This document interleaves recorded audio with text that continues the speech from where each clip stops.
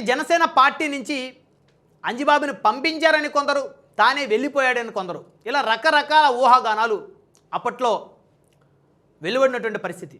అయితే నిజంగా అంజిబాబును party office నుంచి పంపించినట్లయితే ఖచ్చితంగా పార్టీ కార్యాలయం అధికారికంగా ఒక లెటర్ రిలీజ్ చేసేది.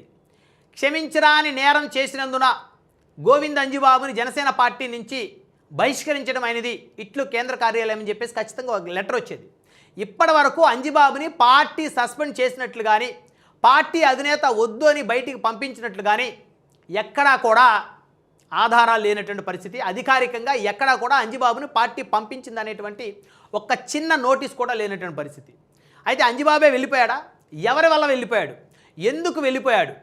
దాదాపు 2014లో పార్టీ ఆవిర్భావం దగ్గర నుంచి కూడా 2024 ఎన్నికల 3 నెలల ముందు వరకు దగ్గర దశాబ్ద కాలం పాటు జనసేన అధినేతకు అన్నీ తానే వ్యవహరించినటువంటి వ్యక్తి గోవింద్ అంజిబాబు ఆ పార్టీ కార్యాలయాన్ని, పార్టీ అధినేతని విడిచి ఎందుకు వెళ్ళిపోయాడు?